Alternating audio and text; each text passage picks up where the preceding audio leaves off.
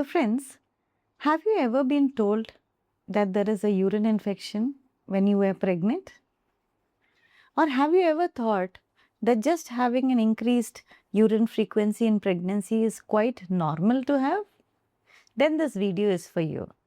I'm Dr. Anu Joseph, coming up with another video. This is all about the education for pregnant women in terms of urinary infection in pregnancy.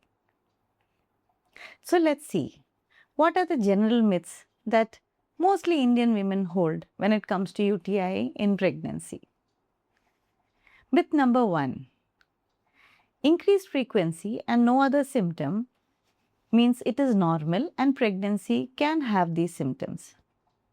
No, an increased urinary frequency also can be one of the earliest symptoms of urinary infection, and unfortunately in pregnancy, unless you test, it's difficult to say whether you have a UTI or not. In fact, do you know there is something called as asymptomatic bacteriuria, which means you need not have any symptoms at all, especially in pregnancy, and you may still be harboring a urinary infection. Myth number 2. If you just reduce drinking water, your symptoms of UTI, which of course is what we just now told, increased frequency, would go away. No, definitely no.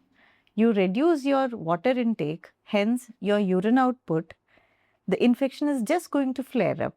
So that's a myth. Myth number 3. Only people who are non-hygienic get to have a urinary infection. Absolutely not. Pregnancy itself is an immune deficient state. There are also so many changes that happens inside your body when you're pregnant. For instance, the muscles of the entire urinary tract relaxes itself. The water logging in terms of the urinary tract, the urine logging starts to become a little more than what is there happens in non-pregnant state. There is also a pressure from the uterus that builds upon the urinary tract, causes stagnation of urine. And like this, so many theories that just makes you more vulnerable to have a urinary infection, how much so ever hygienic you have been. And that is why, friends, if you've been pregnant and gone to a gynecologist, you would have been asked to test for urine infections in spite of you being asymptomatic. And this is my favorite myth. Urinary infection would just go away by not doing anything at all. No. In pregnancy especially, urinary infections can flare up quite badly and can extend to the upper urinary tract, including the kidneys. And hence, a proper treatment and follow-up is very mandatory in pregnancy and otherwise also. So let's come to what the science says. Urinary tract consists of 3 major components: the bladder, the tube that connects between the kidney and the bladder, the ureter, and the kidneys themselves. And what do? They act as a filtration mechanism from which the blood gets filtered and the impurities gets out through the urine. So it's the excretionary system of the body. How can one get infected in these places? It's like you get infected in any other place. Bacteria can dwell in any part of this and then cause you infections. And in pregnancy, like we've already talked about, it can be quite possible because of lower immunity and other physiological changes that are happening in pregnancy.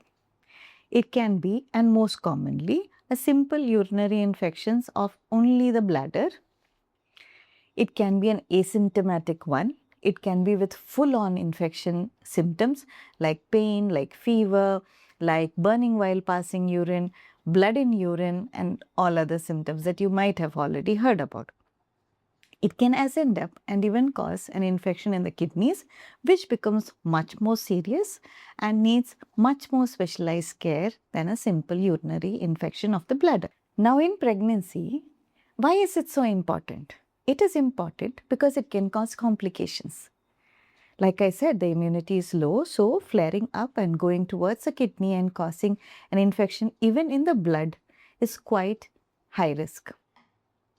In terms of the baby and the pregnancy, it can cause low birth weight babies. It can cause preterm labor, that is delivery and labor pain before even the 37 weeks have been attained. And it can sometimes complicate the overall maternal health. Why? Because there can be fever, there can be vomiting, there can be lack of appetite. So maternal health also gets impaired.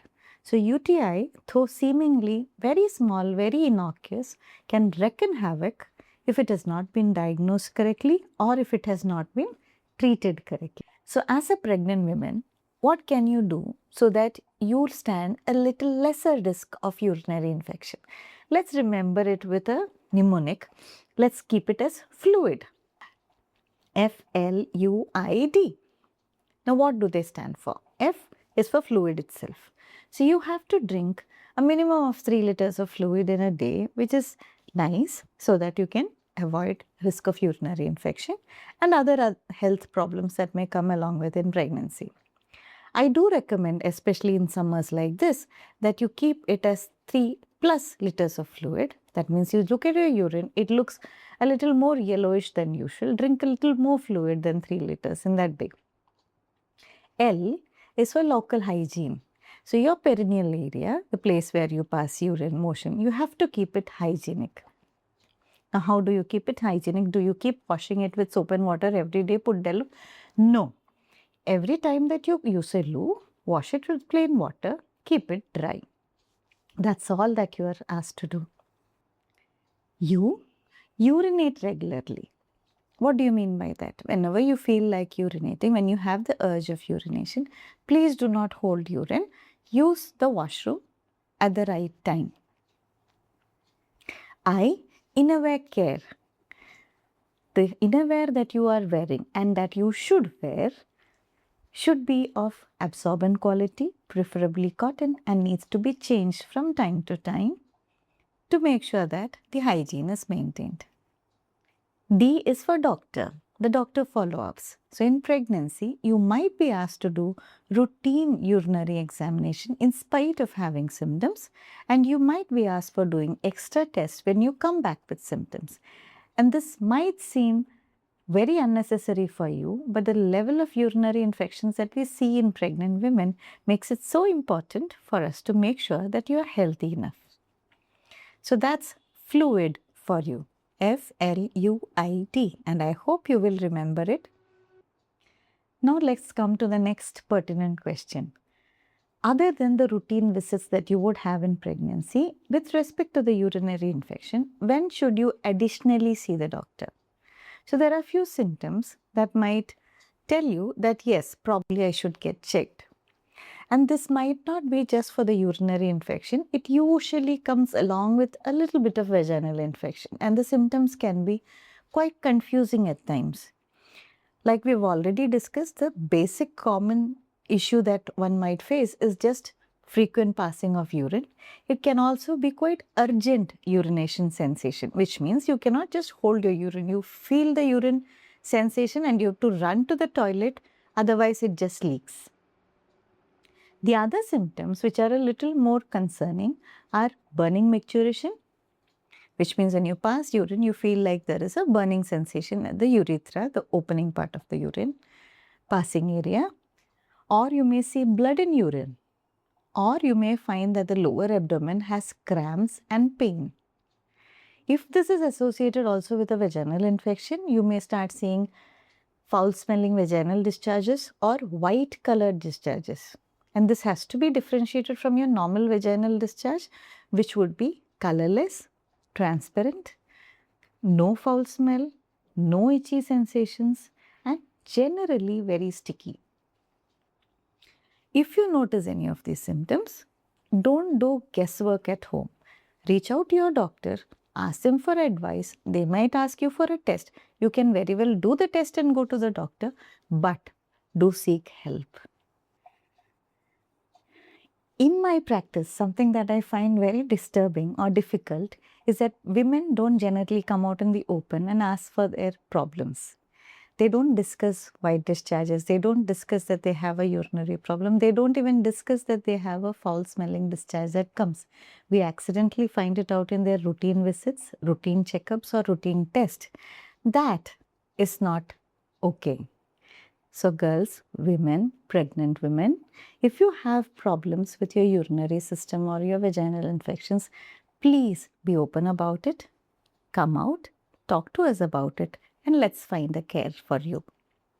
It's important that you are open about it for your own health care and well-being, and also of your babies. I hope this video was very informative.